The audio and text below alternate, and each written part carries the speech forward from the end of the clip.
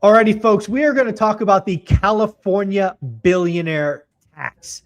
We're going to talk about wonderful marketing because even in the state of California, there's only about 200 billionaires. And who the heck wouldn't want to tax billionaires? But, folks, the devil is in the detail. This is actually re-changing the tax code, allowing the government to willy-nilly change the income levels lower and lower and lower. And this is about confiscating property rights. This is not really a billionaire's tax. This is something aimed at setting up the middle class, because the math doesn't math without the middle class. You guys are set up to be suckers.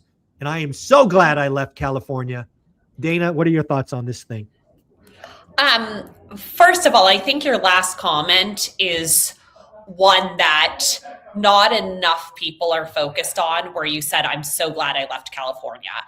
This billionaire tax is fantastic for Florida, fantastic for Texas, and fantastic for Nevada, where you are, right? So that's the first thing to bring up, is that it's only going to hurt California more. Because when a lot of these billionaires are in tech, and I think the reason that you and I are talking about this today is I'm also in tech. And so when you think about innovation and what has made California so great, especially Silicon Valley, it has been the culture, it has been technology, it's been innovation of people taking big swings to potentially lose everything, but also make it big and change the world. So this billionaire tax, like if you look at someone like Larry Page, he has already, just in case this has gone through, changed his residency. Yeah. And just because it's like, if it retroactively goes back to 2026 January, a lot of these individuals, or 200 of them, could be hit hard.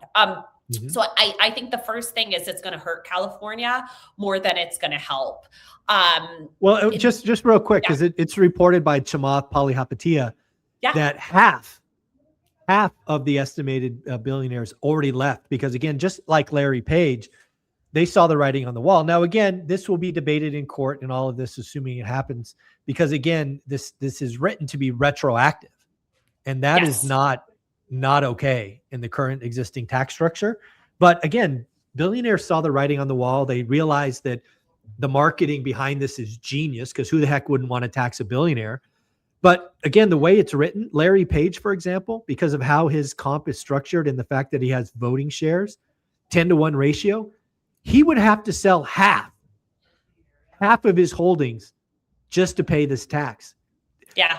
He has to leave. It's not a choice. Larry had to leave. He had to go. Yeah.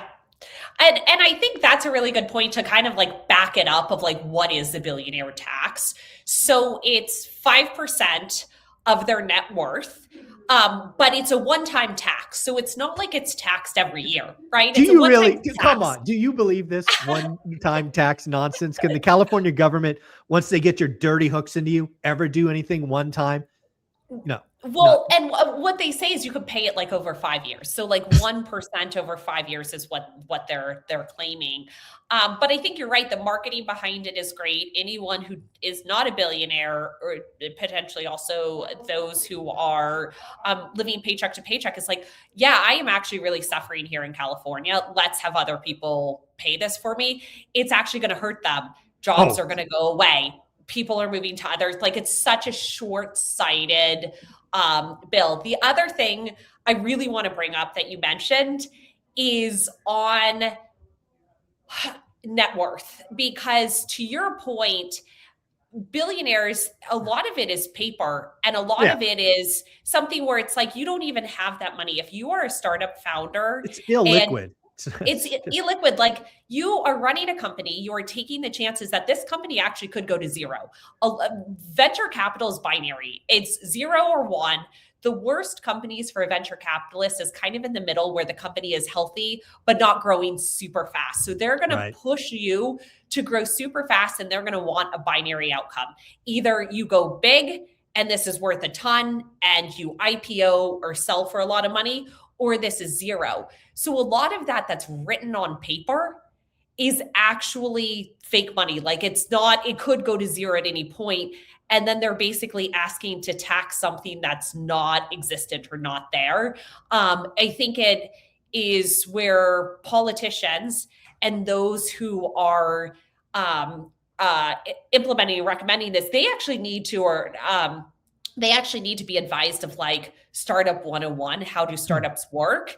And what is going on with these founders? Because I think to your point, they have no choice but to leave. Yeah, they don't care. They just don't care, right? They have a spending problem. They are looking at a budget deficit, which is sad because just 3 years ago it was a surplus. They have a spending problem. They want more money to spend. They want more fraud. They want more abuse. They got to stop reaching in the pockets. And back to my earlier comment about the math not mathing. This is why the middle class is fucked in California. Right? Even if you took all of the billionaires' wealth, it doesn't make up for the deficit. So what they're trying to do, they're trying to bait the middle class into a lot of pain. Because let's just, you have a CFO, right? You have a CFO. Yeah. So can you imagine the CFO of California who just saw half the billionaires leave? Because even without this thing on the ballot, California lost. I mean, I don't know if you guys realize this. Half of the billionaires left. So that means those billionaires that are gone, let's just say 100 of them, who used to be okay paying the highest state tax at 13.3%, that is not coming in 2026.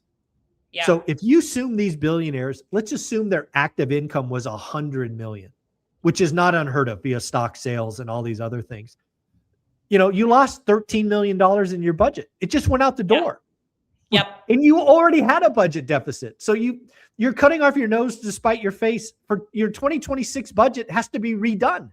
It has to get redone because all these people left. Yeah. Oh, I think it's, sorry, go for it. No, yeah. Where I was going to go next is, this is why the middle class is being set up. It's just like the LA mansion tax, right? If you guys don't know about the LA mansion tax, it was perfectly marketed, it passed, and now it's crushing LA real estate because it never was about mansions. It was about other things. This billionaire tax is changing the tax code, making it retroactive, right? The tax code, because now it's not income, now it's net worth. It's this new thing that they can play with. Once it passes, they'll simply go from $1 billion to 100 million to 10 million to 1 million. Because here's the deal, folks. When you look at the middle class has something like $220 trillion in net worth. The top 200 people, it's like 8 trillion. Yeah. It's like, this is about the middle class. You're just being set up. You're a sucker if you vote for this.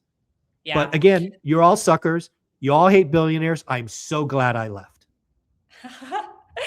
And that's the thing is like that those who get most impacted are those who are voting for it. And I don't think they understand that. No. My Twitter feed is like my favorite thing because there's two common things on my Twitter feed. One is like fraud in government, $9 billion gone in Minnesota, spending problem. And then the other thing on my Twitter feed is the government saying we need to tax more and get more revenue because we have a problem. And it's like, no, you actually have a spending problem. Amen. And that is, and actually it's really interesting because those revolted and saying, I'm living to paycheck in California. It's so hard to live here. They don't understand that what they're voting for is actually the reason that they're living paycheck to paycheck. Amen. And that is the biggest problem here is it's so short-sighted. It's like, it is clickbait, honestly. It's clickbait. And then if you think when you're, not even just billionaires, but those who are saying, hey, I want to set up a company that is binary, that does change the world. I'm going from 0 to 1. You say, great, I'm going to do it in Austin, Texas, just in case. And then when you look at new college grads and where they're going to cast a wide net out there and say, where are the best startups? What are the innovative startups? I want a healthcare startup. I want a startup in housing. Like our two biggest problems are housing and healthcare in the US. Yeah. And those are the two that are going to change the world. And so, like, how do we work for those? Well, if all of those now, the people founding them are not in California, then you're going to be moving to these other hubs. And I think California is going to wake up and say, wow, the only thing we really have going for us is our land, of like where we are. We're next to the ocean. Weather. We have great weather. We have fantastic weather. And that's the only thing But going you know for what? us. You can visit for that. You can Totally. visit. Yeah. Yeah. Yeah. You don't have to live there. Yeah. So it's really funny. I think if we were to blink and it's 10 years from now, I'm willing to bet this. Florida is the hub for finance. Yep. And Texas is the hub for tech. If we Yeah. blink in 10 years. And it's because you have a communist in New York City. He's a communist. He's a racist communist. Let's be very clear. And then you have tech. This billionaire tax is getting on the ballot, and it will pass, and it will crush future development. And then the middle class will get, dude, the middle class in California. Oh my God, it's so bad. It's coming. It's so bad. Yeah. I'm glad I'm not there anymore. Yeah, and it's people like you, Michael, who are a perfect example of that, from leaving California, that it's like, it's not just the billionaires leaving. It is those who are incredibly smart, educated on economics 101. And I still can't believe with how many resources are out there on economics 101, rent control, what happens with when taxes are raised, where our spending is going, accountability with government. I can't believe with how many resources are out there, great shows like One Rental at a Time, that the California can still be this uneducated and vote for things like this, and then wonder why there's so much problem of number one in homelessness, number one in affordability problems, highest gas prices. Gavin is winning. Gavin Newsom's winning. Yeah. And so, I mean, I live in California, right? I'm actually in our Calgary office today, but I live in California. And I feel it as well. I really sit there every day, walking down the street being like, why haven't more people woken up? The one thing I say that gives me hope is when things swing so far that things are so bad, the pendulum tends to swing the other way. And San Francisco is an example of that, where it got so bad, it was just like Gotham City, and everyone was leaving.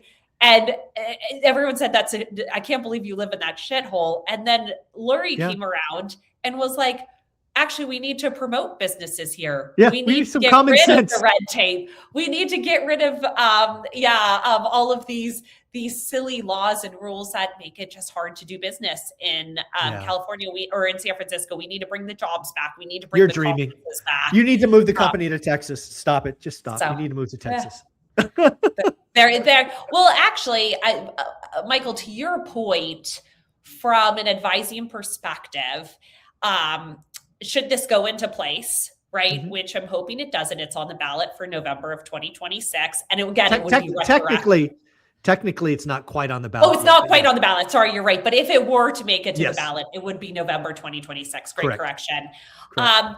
There is a point where I get advised by finance at a certain point to move before Hemling IPOs. There is that point where they say, just move for 2 years beforehand that you think you're going to IPO, go ahead and move to Texas just in case. And you know what we would do, Michael, my husband and I, we would move to Texas, and you're right, we would come and visit California, and we would have a place here that we visit. And by the way, the billionaire tax is not taxed on your real estate in California. That was like one of the stipulations they took out. One of the caveats. The caveats that they took out. So we'd be like, great, we'll have a home here. This is not a residency, and we would. Yeah, you would set up an Austin office with an address and a couple of doors, and I mean, that's what the billionaires did. Yeah, of course. Yeah, or maybe I'll come to Las Vegas with you. Although that's a little bit closer to Tahoe. Yeah, exactly. There you go. Yeah, again, so there's a couple things I'll say as we wrap this up. A, I do hope it gets on the ballot. B, I'm going to find out once again how stupid California voters are, and I think they're going to pass it by a large majority. And then 3, I will once again be happy I'm not in California. Because again, I do think it gets on, it gets voted for. California, and specifically the Silicon Valley, is fundamentally different in a decade. Yeah. And once you squeeze out that special sauce, you don't get it back. Yeah. It'll be gone forever. Yep. Capital goes where it's treated the best. And today, that's Florida, Texas, and Nevada. It is what it is. California's got to wake up, but I have zero confidence they will, because it is a one-party state that drove me away, and I'm so happy. Again, I think I've said that 5 times today. I'm so happy I left. Yeah. Dana, have fun. We'll see you in Vegas in a couple of weeks. Thanks for doing this. Great. Thanks so much. See you in Vegas. Bye.